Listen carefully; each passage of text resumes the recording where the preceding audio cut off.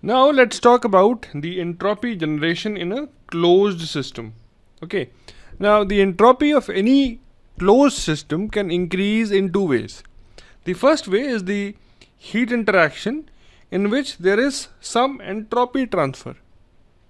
And the second one is the internal irreversibilities or dissipative effects, in which work is dissipated into the internal energy increase. So with the help of these two ways, the entropy of any closed system can increase. Okay, now let's assume a case and say that we have some heat dq. So if dq is a very infinitely small amount of heat transferred to the system, so this is to the system, all right, and it is transferred through its boundary at temperature T. So boundary is at temperature T. All right. Now the entropy increase ds of the system. Now this is the entropy increase of the system. Okay. Now the entropy increase of the system can be expressed as dEs plus dTs. So this is not T but I, DIS. So this is the entropy increase of the system. Okay. Now if you talk about this expression, okay, so this can be written as dQt dQ upon T plus DIS. Now this value DES is the entropy increase due to external heat interaction. So this is entropy increase due to external heat interaction. All right. So this is DES, which is equal to dQ upon T. And DIS, if you talk about DIS, it is the entropy increase due to internal irreversibility. So this is entropy increase due to internal irreversibilities.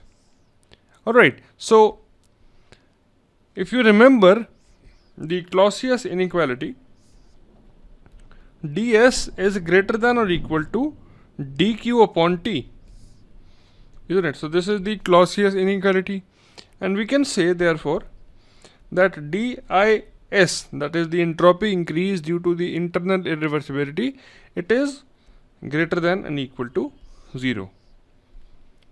Now the entropy increase due to internal irreversibility is also called entropy generation. So it is also called entropy generation. So you are producing some entropy. So S gen. Okay, so it may so happen that in a process, let us assume a process like expansion of steam in a turbine. Okay, the entropy decrease of the system due to heat loss to the surroundings. So let's move down a bit. So this is figure which we'll just describe in a short while, right? So we are assuming a process. So for example, expansion of steam in a turbine. All right. Now in this process, the entropy decrease is due to the heat loss to the surroundings, and that entropy decrease is integral minus dq upon t, and this is equal to the entropy increase of the system due to internal irreversibilities. So this is equal to the entropy increase due to internal irreversibilities. Now this is for example, you have friction inside the moving parts. Alright, so that will cause some dissipative effects. Okay, so this is what it is. So the entropy decrease due to the heat loss is equal to the entropy increase due to, or entropy increase of the system due to the internal irreversibility. So let's put a integral sign here as well. Okay, so in this case the entropy of the system before and after the process will remain the same. So in this case we can say that the integral ds, that is the entropy change of the whole system, this is equal to 0, because whatever entropy loss is there, the same amount of entropy is gained in some other way. So the total change remains 0. Okay, so therefore an isentropic process need not be adiabatic or reversible. So this is a very, very important thing. So an isentropic process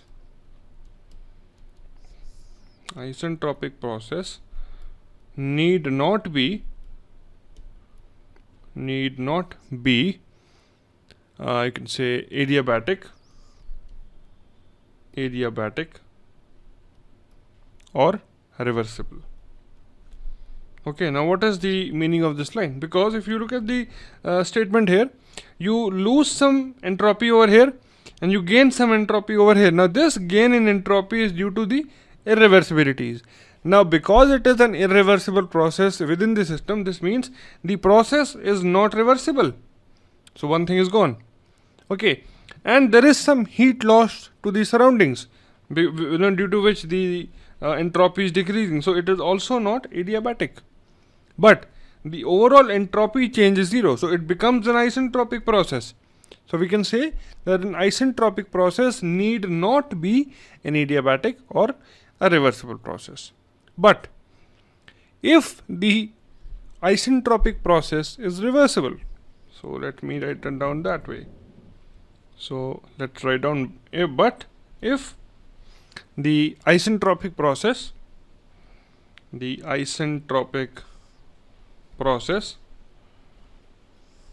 is reversible, okay, it must be adiabatic. It must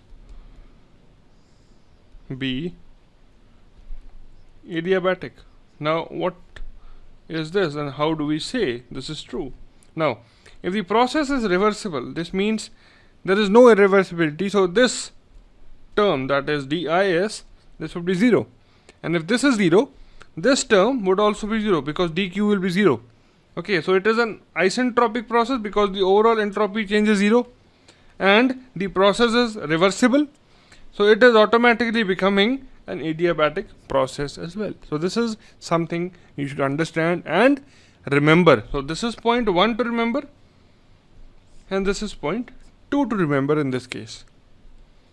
Now it gives rise to a third statement as well. It says that if the isentropic process is adiabatic, so you already have this thing true, that is ds is equal to 0.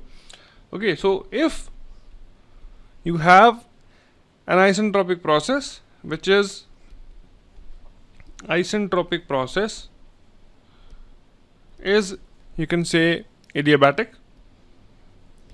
okay, then it can be nothing but a reversible process. Then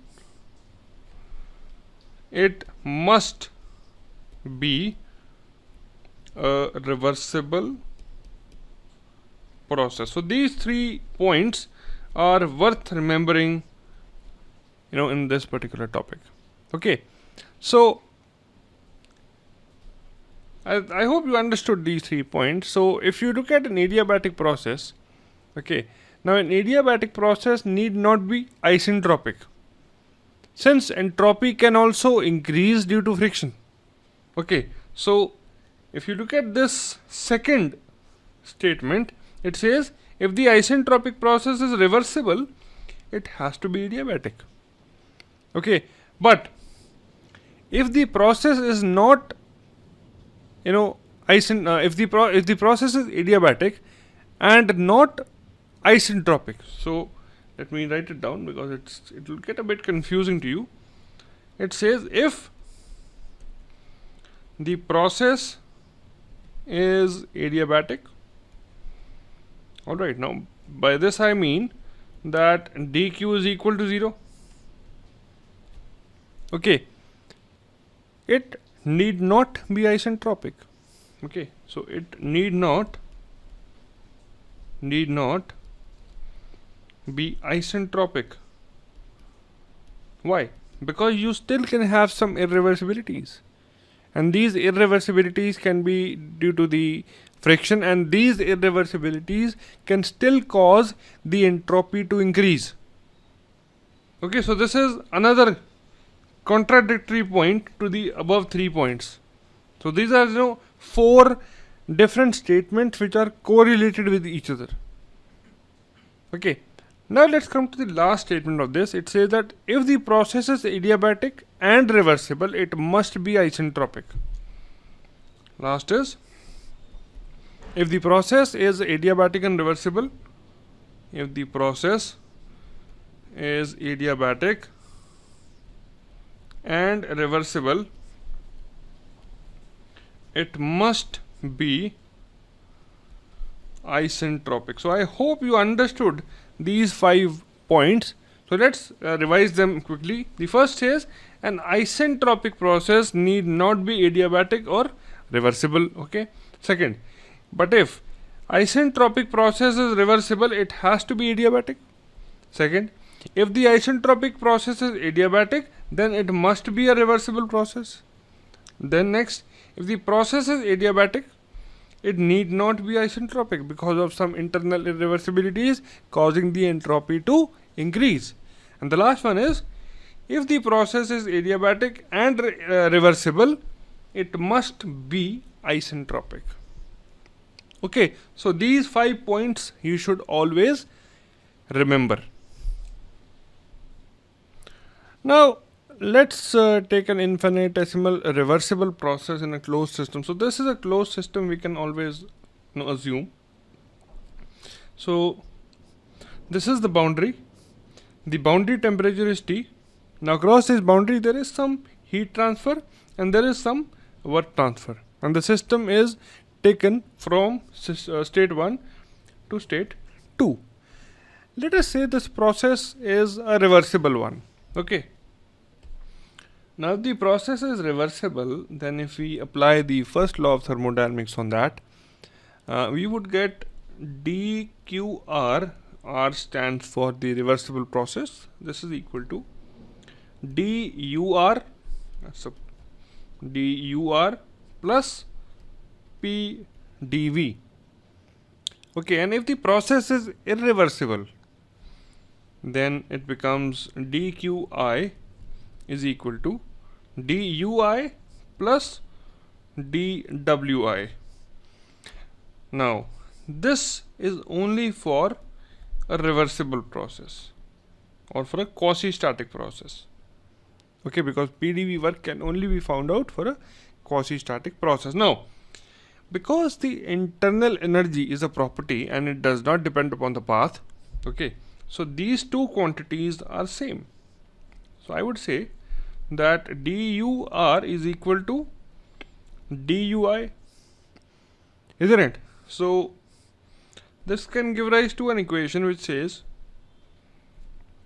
that dqr minus pdv, that's the value of dur, is equal to dqi minus dwi, that is the value for dui.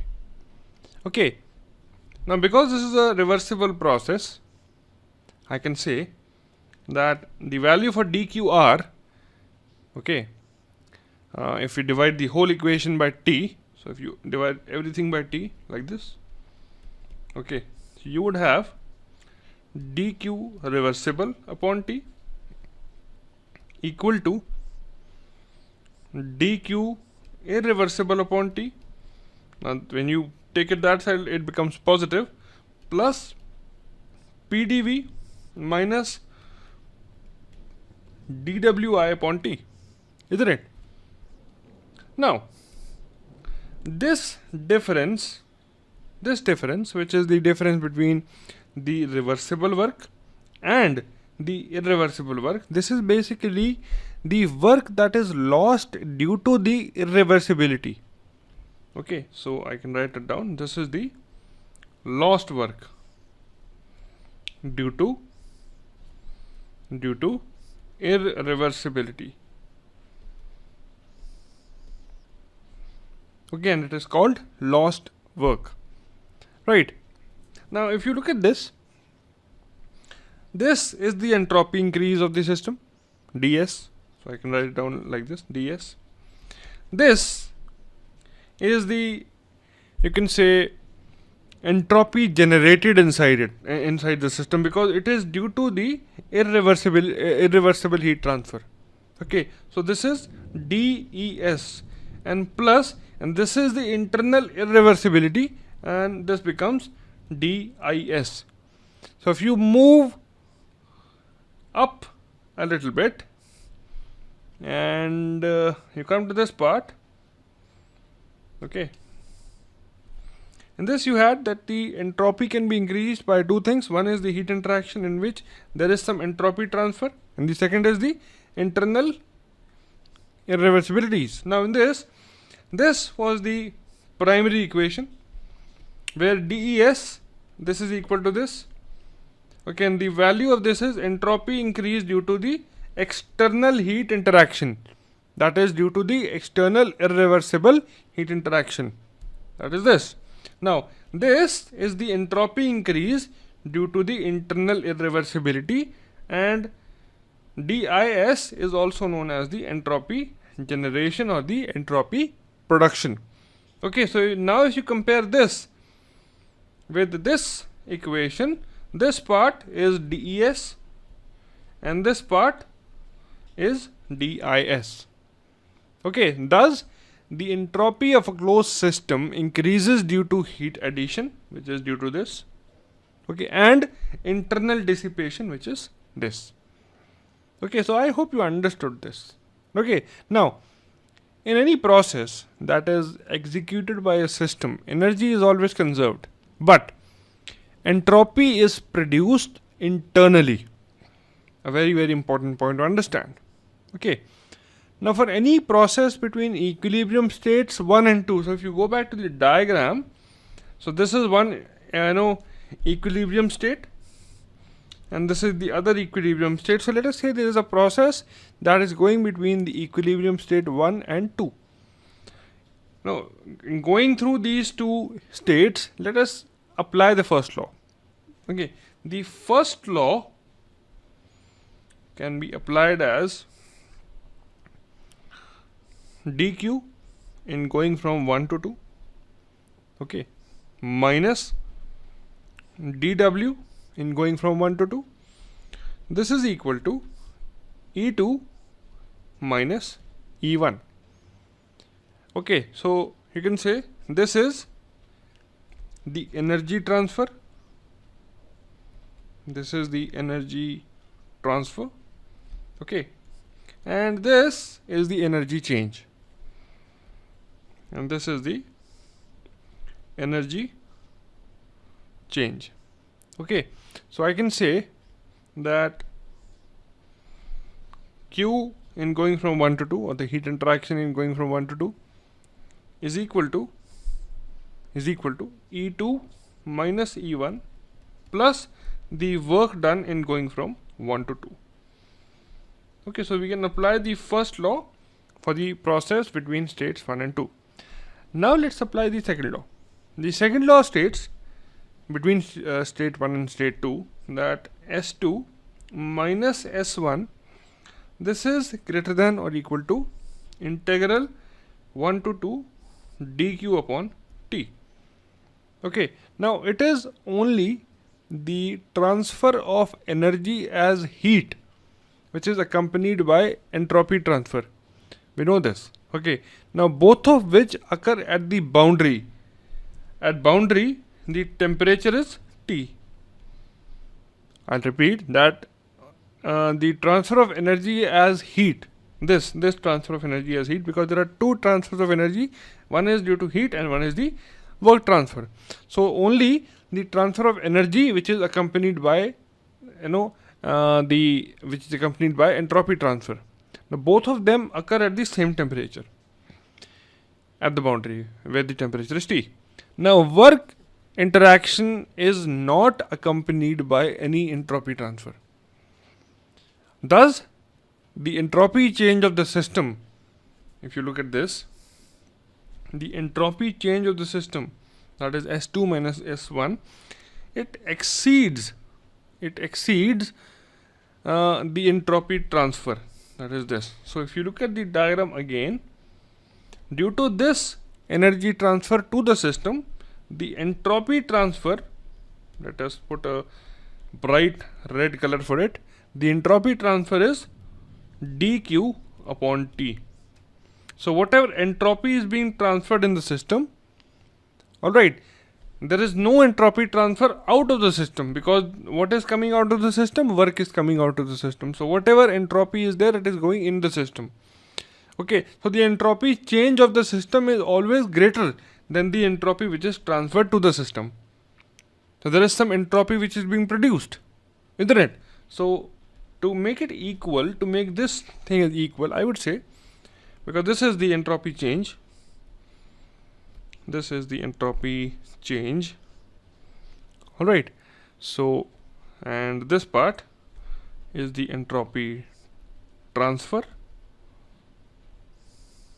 Okay, so I can write down, to make it an equal to or make it an equation, that is S2 minus S1 is equal to integral 1 to 2 dq by T, okay, dq by T plus some entropy generation inside the system.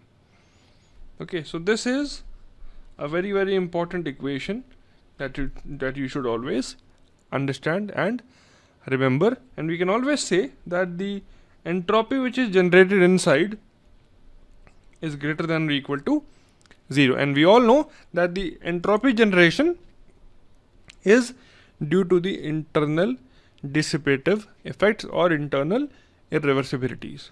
Okay, now the second law states that in general any thermodynamic process is accompanied by entropy generation. So a very important line over here, let's write it down, that in general any thermodynamic process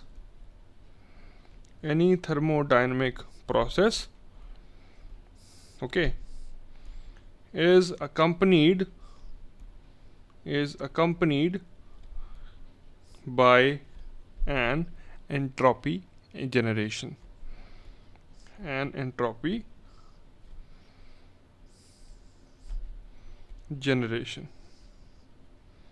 So very generalized definition of the second law. Okay, now let's draw a very simple diagram to understand a very important concept, which tells us that the entropy generation, it depends upon the path. Okay, so let's draw a diagram like this.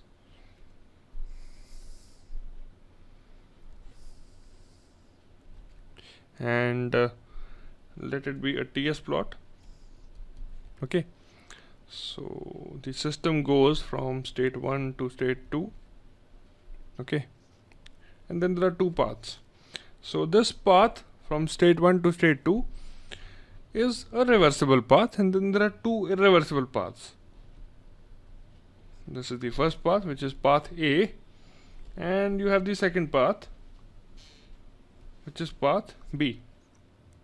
Okay, now if you take the case of the first path, which is the reversible path, now in the process which is 1 to 2, this is the process which is happening from state 1 to state 2, there is no entropy generation. There is no entropy generation which is equal to 0 if you go via the reversible path. Okay, now the paths for which the entropy generation is taken to be positive, okay, so S gen is only positive for irreversible paths.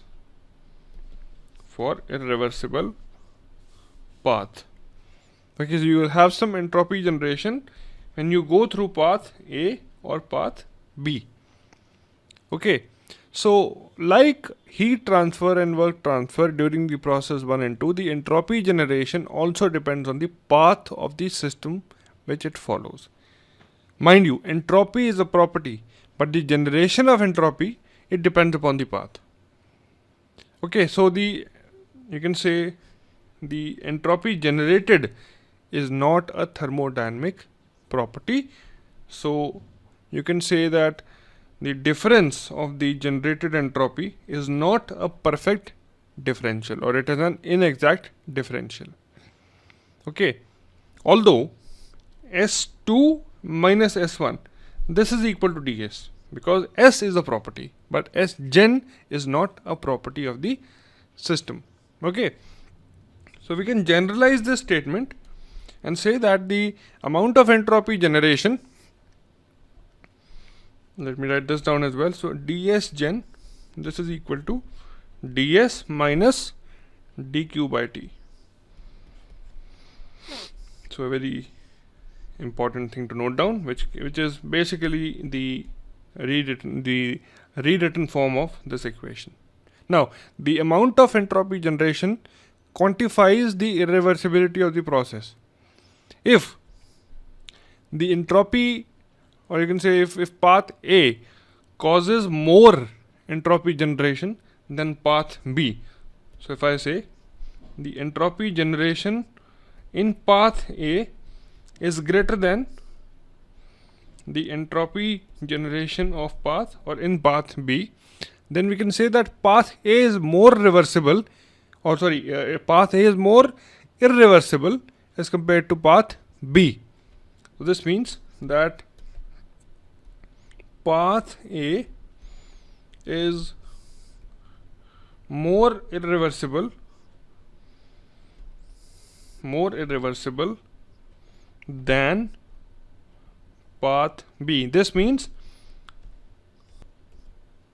that the quantity of lost work would be greater in path A. Now if you remember the lost work, okay, this is the lost work. So this value would be higher in path A because of higher irreversibility, that is higher dissipative effects. Okay, so this is the whole concept of entropy generation in a closed system. I hope you understood the analysis that we started, and we arrived what is entropy generation and all the concepts pertaining to entropy generation. Now, after this video, let's talk about the entropy generation in an open system.